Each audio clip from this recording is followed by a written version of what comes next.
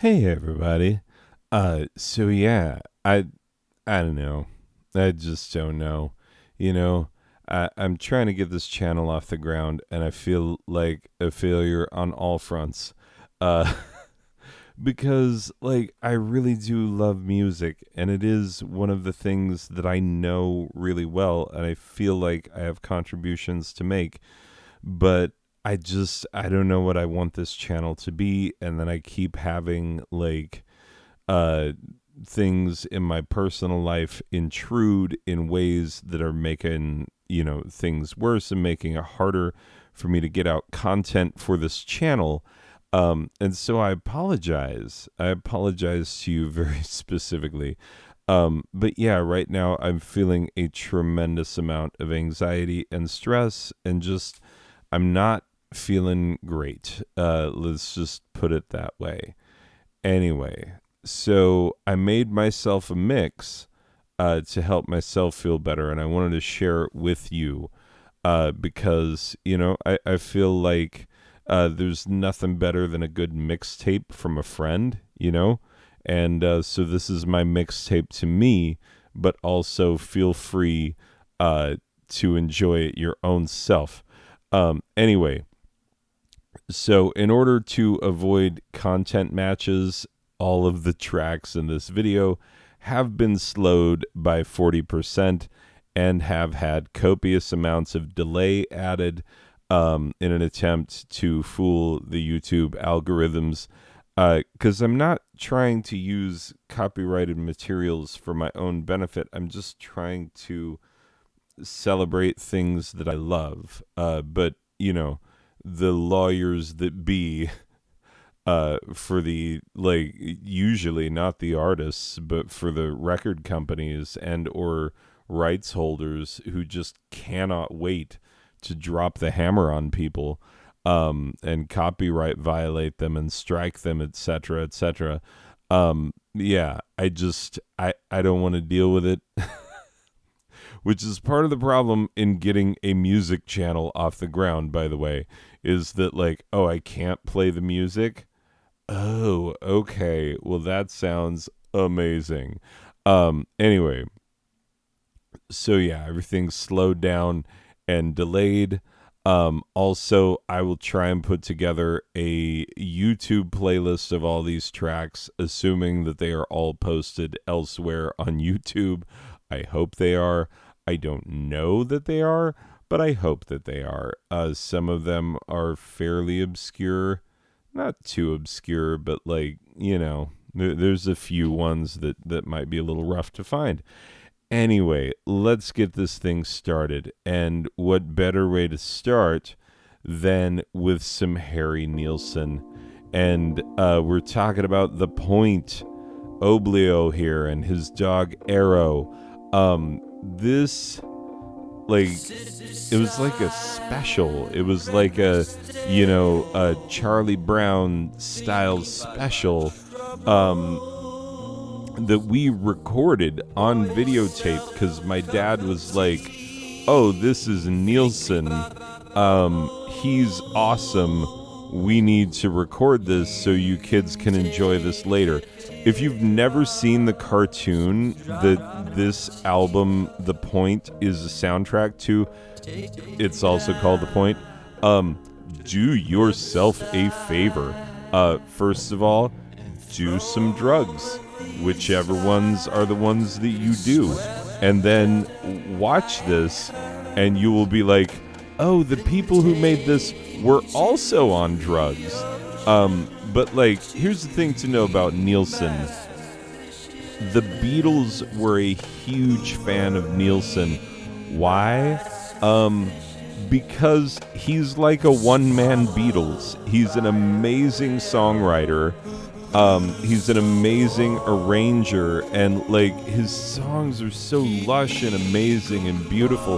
Like, if you have never, like, gone all in on, Nielsen Schmilson, the son of Schmilson, there's an excellent album where he's like, I don't like my own songs, so I'm just gonna cover Randy Newman songs.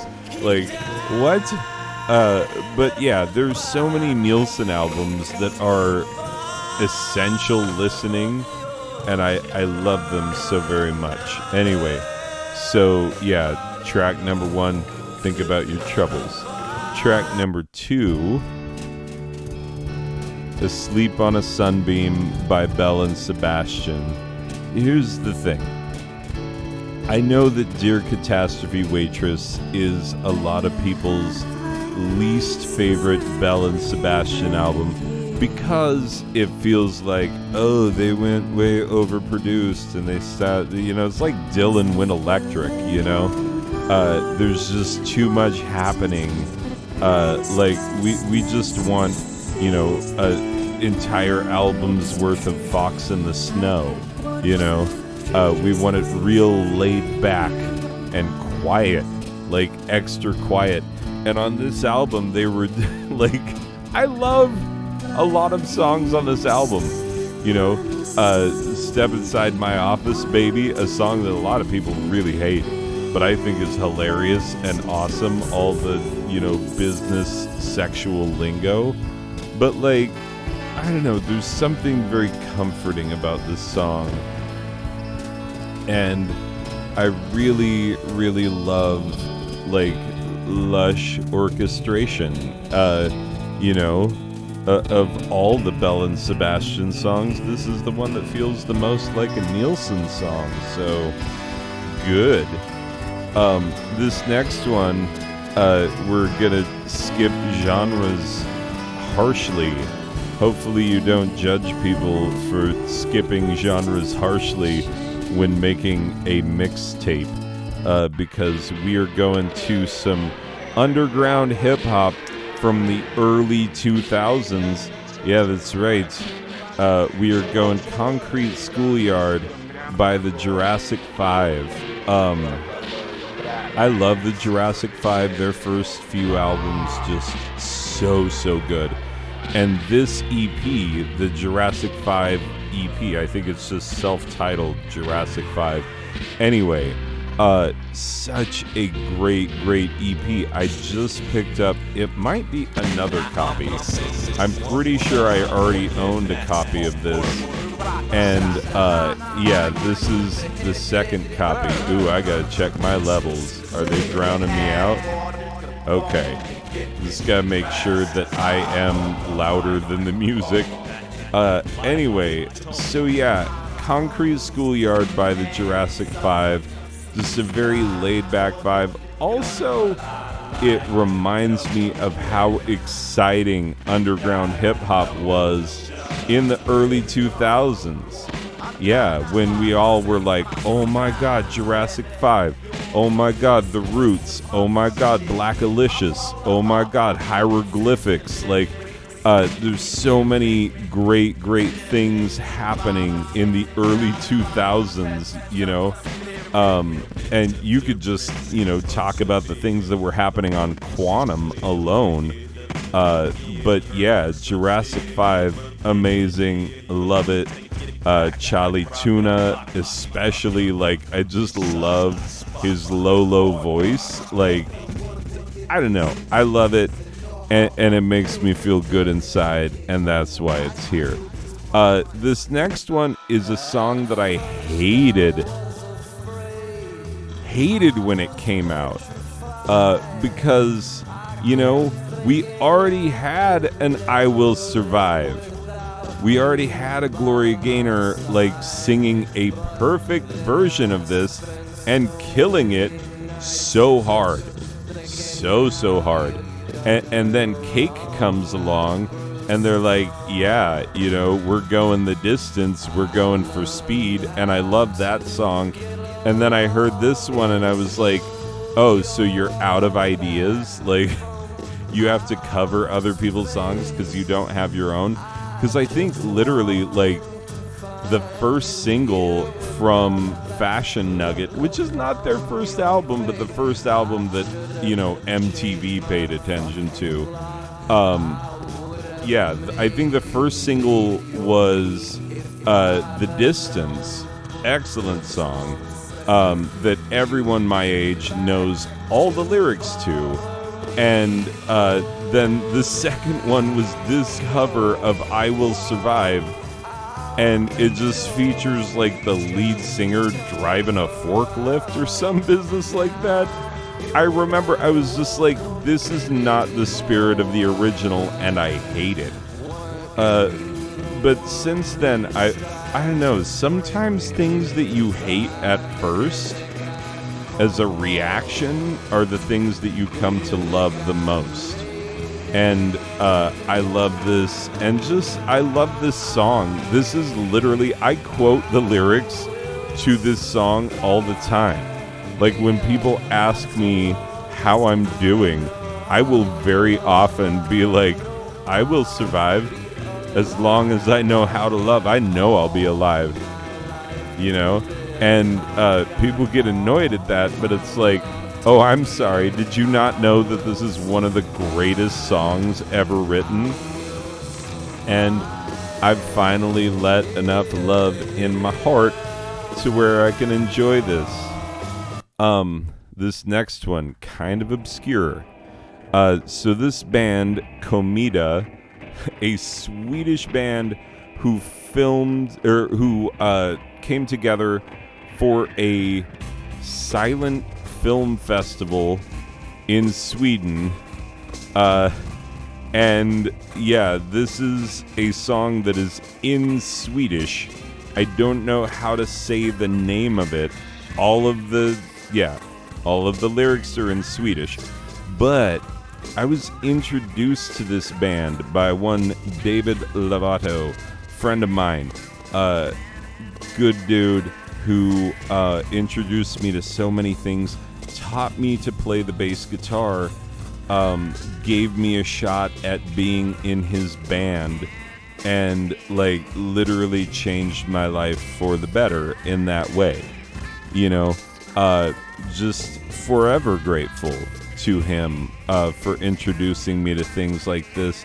And so not only is it like a joyful kind of off-kiltery, sort of semi-dissonant Swedish indie bit of awesomeness, but also it's like it takes me back to a special time and place in my own life, and I will never be grateful enough that I had this.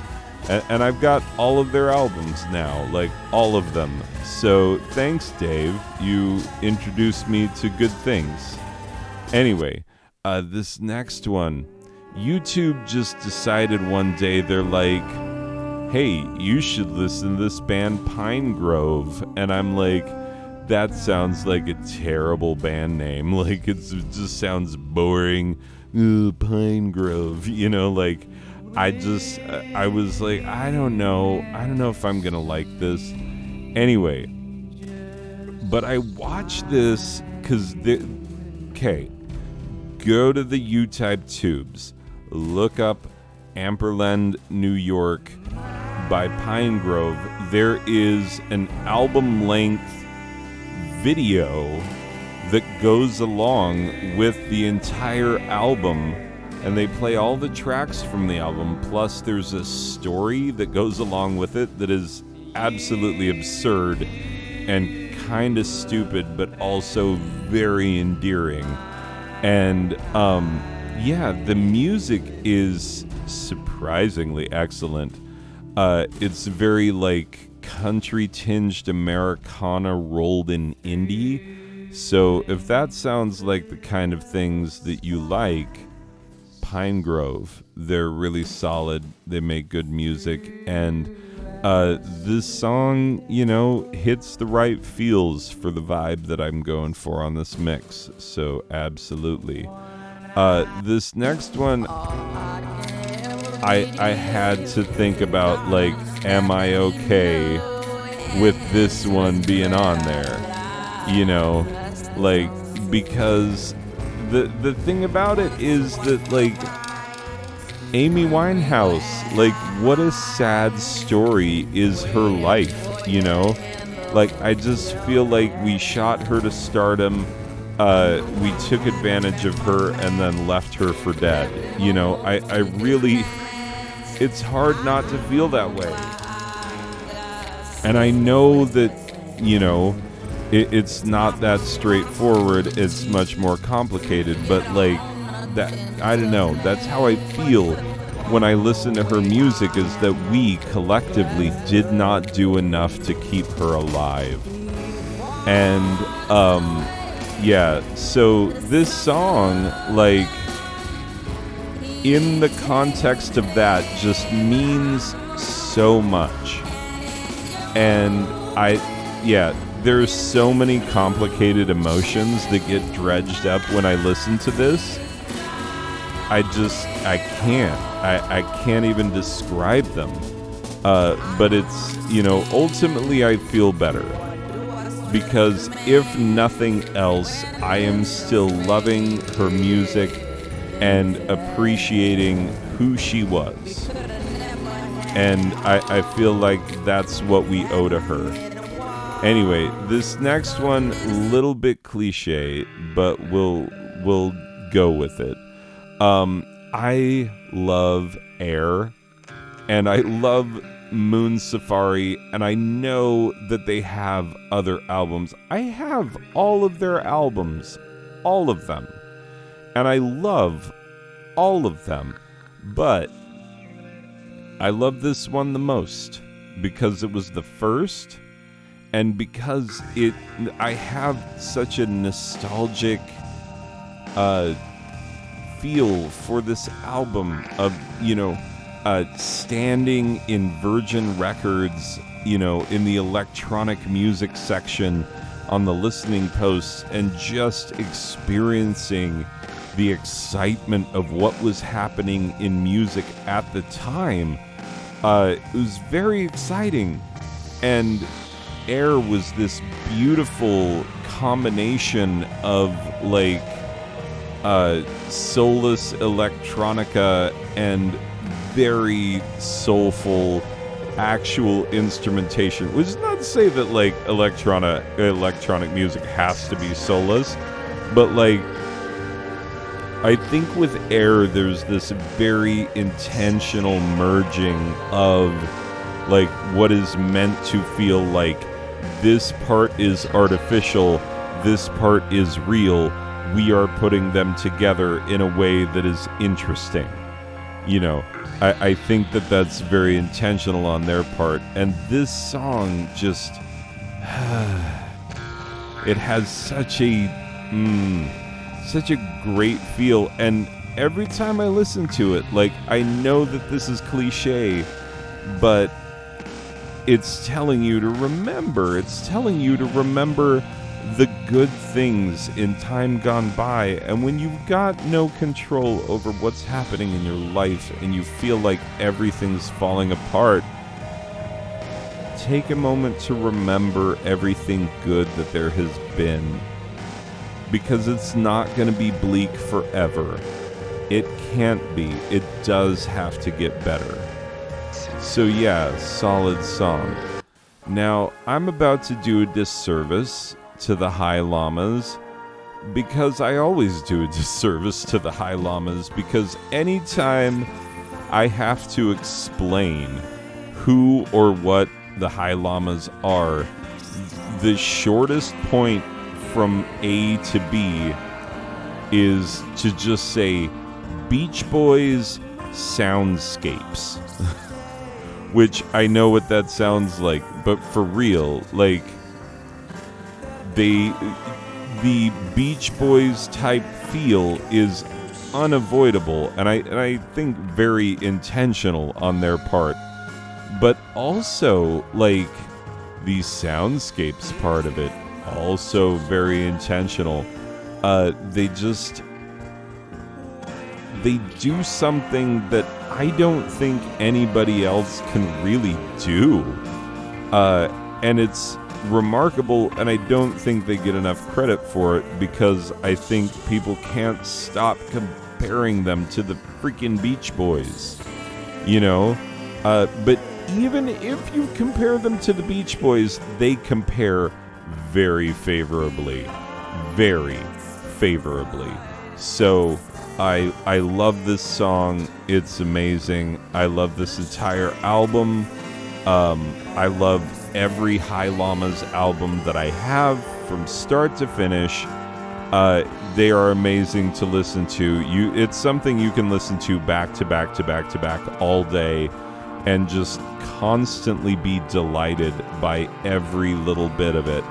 And you can't put a price on that. Like, you just can't. Who else is doing that? Oh, nobody? Yeah, exactly. This next one, Ben Folds. I love Ben Folds, and the title alone it says so much. Learn to live with what you are. Like, at a certain point, we're all, years have gone, and we do not get them back. And we look at ourselves and we say, what have I become? Am I okay with this? Is this what I wanted? But the secret is to learn to live with what you are. To accept that the time gone by has gone by, and that the lessons learned have been learned, and that the pain that you've gone through has been gone through, and that everything has conspired to make you the person that you are right now. And who better to tell us that than Ben freaking Folds? A perpetually underrated songwriter. And you know what? I know that people talk about him being a great songwriter. I still think he's underrated. Just because, his songs are so beautifully complex and simple at the same time. It's like, it's like he's the evolutionary Elvis Costello. You know what I'm saying? Like, Elvis Costello will write what appears at first blush to be a very simple, straightforward pop song. And then the more you listen to it, the more you realize, it has a lyrical depth and complexity, and actually these chord progressions are not as simple as I thought they were. He's just done a good job of appealing to people, both to people who are going to think about his music way too hard, and people who are not going to really think about it at all, but still enjoy it. And that's remarkable. Who else can do that? Not many people. Like Ben Folds, Elvis Costello, who else? Who else are you going to put on that list? I don't know. Anyway, so yeah, prepare yourself for another massive genre shift, because another nugget of early 2000s underground hip hop. By the way, this sounds terrible, slowed down and reverbed up. Please do me a favor and listen to the actual song, because it's so good. But I love the message of this song. When worst comes to worst, my peoples come first. Taking care of you and yours. Because, your people, your family, the people around you, the people you care about, that's who matters. And when worst comes to worst, you're not thinking about what about so-and-so at work? And what about, no. What you're thinking about is me, my people. Who am I taking care of? Who do I need to take care of? And yeah, you just got to hear this song in all of its glory. It goes so hard, and I love it so much. I'm not going to do it any more disservice. Anyway, this one, wait, what? Hold on. Oh, good. It was that's not what's playing. So you just got a little sneakeroo peekaroo. But yeah, track number 12, This Is the Day by The. I love The. So many great albums, so many great songs. Oh my God. And they just run the gambit. Like, they can write a song like Armageddon Days Are Here Again, which is like just brutal and amazing, but also brutal.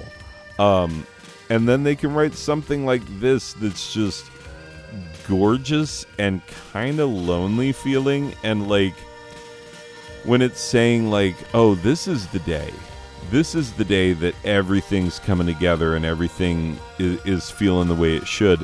Like, the song itself makes the way that it's arranged and the instrumentation, it makes it feel like there's a significant amount of doubt. Ooh, and there's a phone going off in the background. Hold up.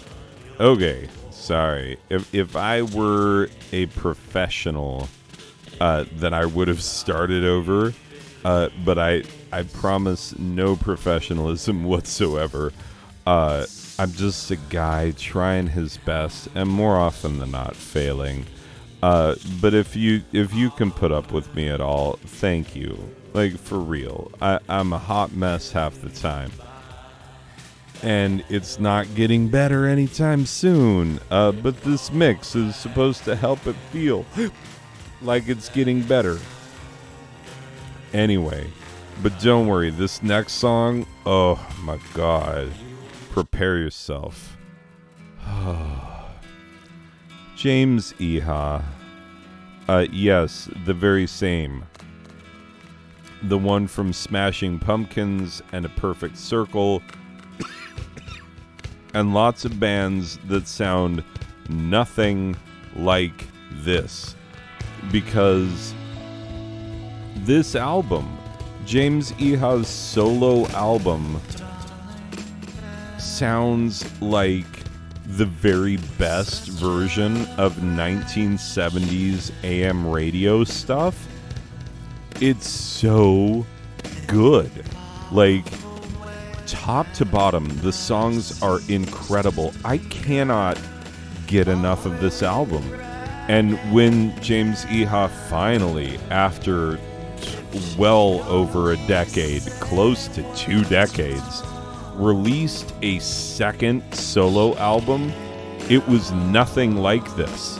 And so there is only one place where you can get this feeling, and it is on James Iha's long out of print solo debut album that was like so wildly different from everything else that he was doing and from everything else that was happening in music at the time. What a crazy thing for him to do this, because like, he's amazing. He can do anything. But I'm telling you, if you want like gorgeous love songs and beautiful melodies that make you feel like you're, you know, wearing a sundress and skipping through a wheat field, which who doesn't want to feel like that every now and again? This is your album. Oh, do you want to feel like a beautiful person being photographed through a camera with Vaseline on the lens? This album. And I cannot say enough about what it feels like. So good. So good. This next one, I can't. Like, I just... You have to understand, Jellyfish has been the best thing that anyone has ever introduced me to, ever. And it was like Steve from Hoodlums, like, just very offhandedly was like, oh, somebody sold back this Jellyfish album and it's here for like $4 or something like that. It was insanely cheap. And I bought it and I listened to it. That was Belly Button, their first album. And I listened to it again and again and again. And I was hooked. I was like, oh my God, I have to own everything by this band, which I did very quickly because I just went back and bought Spilt Milk, their second album, because they only have 2 albums, which is a real shame. But here's what you don't know, is that they have been behind the scenes on all of your favorite albums. Anything about which you can say, ooh, that's a lush arrangement. Ooh, the instrumentation on this is really unique. Yeah, guaranteed former members of Jellyfish. Anytime that you can make statements like that, former members of Jellyfish, you have Jason Faulkner, Roger Joseph Manning Jr., Andy Sturmer, like they are in there somewhere. And I love it so much. But beyond that, this song, The Glutton of Sympathy, like, you want to talk about complicated feels that ultimately resolve on, like, it's gonna be okay. Oh my God. Just kicking into the chorus of this song. Oh, I love it so much. I wish that I could experience it for the first time again. It's that good. Anyway, cannot say enough. This next one, super obvious, but like it's been giving me feels since the early 90s. I'm talking about Near Wild Heaven by REM. I make no secret of the fact that Out of Time is my favorite REM album. It is. And I know that there are people who have problems with that, who are like, hey, Automatic for the People, right? No, I'm sorry. I love Automatic for the People. There are some songs on there that really resonate deeply with me. But my favorite REM album, my favorite of all time, Out of Time. It just is. And it takes such a special place in my life in terms of helping me find my own musical tastes and knowing what it is that I like. And this song, there's such a like beautiful loneliness, such a like it's a like beautifully punctuated like happy sad that you really like you can't find in music anymore. I don't know where to go. Like, where in modern music do you find complex emotions like this? Like, my students make fun of me because I'm constantly ragging on the Black Eyed Peas and how much I hate them. But, like, take any Black Eyed Peas song. Where's the nuance?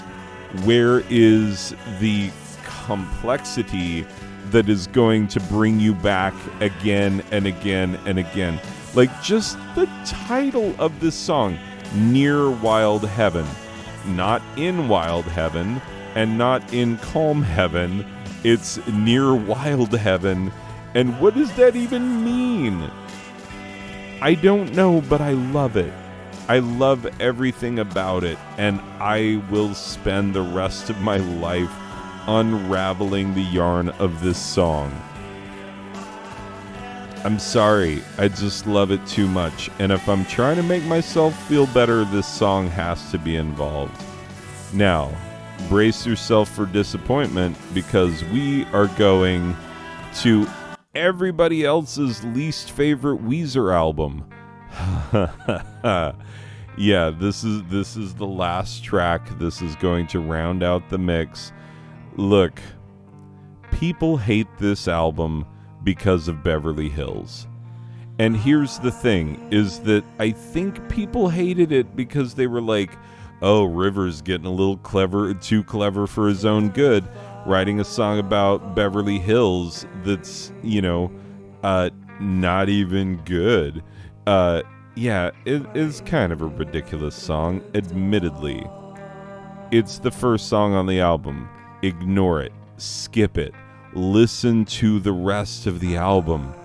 I love the rest of this album. And I don't even mind Beverly Hills because I don't listen to the radio, so I didn't have to suffer through it being overplayed everywhere I went. So yeah, just, have that knowledge. But if you go to any place where used CDs are sold, you will find 10 copies of this album. This is where, you've seen that Saturday Night Live sketch about Weezer, about how, the two ways that people feel about Weezer. Either they are the best band in the world, or they used to be the best band in the world, and they fucked it up, And this, it just kicked in. Feel the distortion. Man, nothing I love more than a band with melodic distortion. And this song, Slow, is kind of good, actually. Anyway, but here's the thing, is that this is the point at which everybody else jumped off the train. And it was the point where I was like, oh, they have so much more to give. We are so lucky to live in a time when Rivers Cuomo is still feeling creative. That's how I feel.